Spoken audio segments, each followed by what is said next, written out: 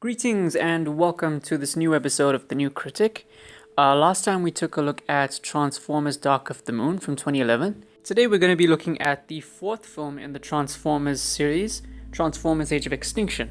It's more of a standalone sequel rather than a direct sequel to Transformers Dark of the Moon, as it features new characters and has a change in tone.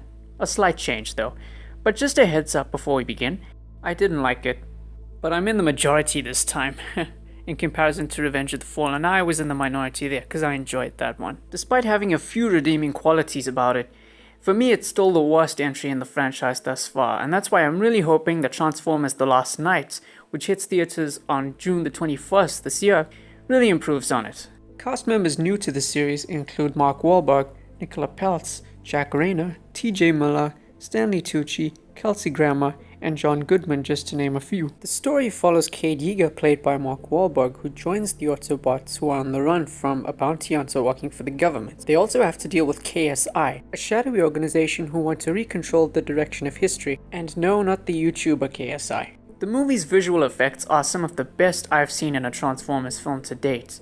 This is definitely one of Industrial Light and Magic's biggest accomplishments in special effects. Steve Jablonsky really needs to be commended for his hard work on the film's score, as it apparently exhausted him during production. Here's hoping that we'll get more great music from the composer in the upcoming Transformers The Last Knight. Acting performances were either hit or miss. I can give praise to Mark Wahlberg, Stanley Tucci, and Kelsey Grammer. The voice cast for the Transformers also do a great job once again. But the performances of Jack Rayner, TJ Miller, and Nicola Peltz could have used a bit of work. Characters are also hit or miss in the movie. You're gonna like some of them, you're gonna find others to be bland, or worse, straight up unlikable. I really appreciate the movie's darker tone. It's not as dark as other films like Fantastic Four and Batman v Superman: Dawn of Justice, but there's less humor and it's meant to be more serious. Did it work? Well, for me it did. Some people would disagree on it, but I'm glad it was there. And they're doing this for an entire trilogy of films, so it'll work. I've heard that Transformers The Last Knight is going to go even darker in tone, so I can't wait to see what that's like. Now here's what the movie gets wrong. First off, I would give praise to the action, but it was very inconsistent. Some of it is pretty good, but some of it isn't, and the sequences go on for way too long, and some of them aren't very well shot and edited, and at some point it gets very redundant and boring. The story was a complete mess. It was absolutely confusing. There were only some things I could understand. It doesn't get more convoluted than this, if you think it did in previous entries. The product placement is at its worst. There are apparently 55 brands or more or less that were advertised. And product placement is a means of recouping the movie's budgets with, production and marketing before the movie even releases. So how much did the movie end up costing eventually? $5? $10 when it was all said and done? Well, they got their money, who cares? The point is, there is so much product placement it distracts from the movie itself. It's kind of like this. Here, I'm going to show you a few cases of blatant product placement. Let's do this. You like music? The pill.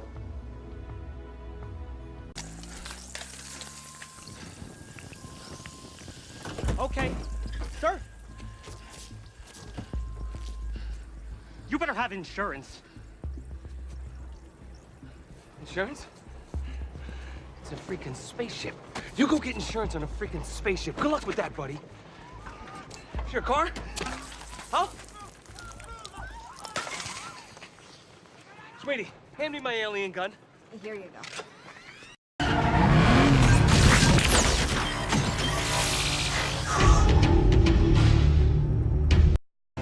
You see what I'm saying?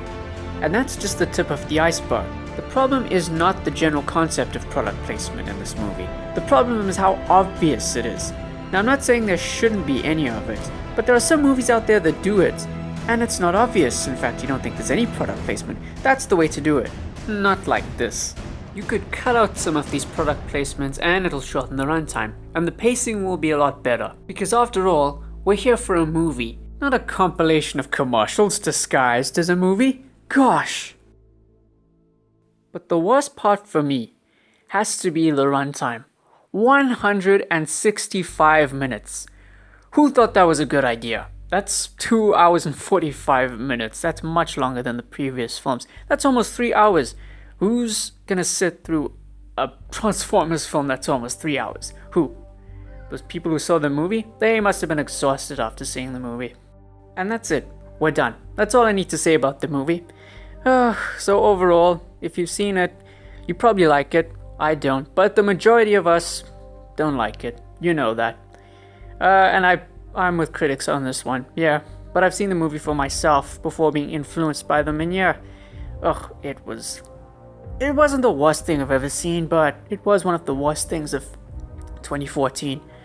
So it's time for the final score. On a scale of 1 to 10, I'm gonna give this a 4. I'm not stopping you from seeing the movie, so overall I'm just gonna say it's not a good start to the sequel trilogy, but I would love to see where the sequels take it. I really do. And that's all I have to say. You can follow me on Facebook and Instagram. My details will be at the end of the video and in the description. Be sure to subscribe to the channel and and I'll see you soon. If you want to know what we're reviewing next time, it'll be at the end of the video. It could be Transformers The Last Night because I want to go and see that, or it might be something else. I'm still thinking about it. Okay, I'll see you next time.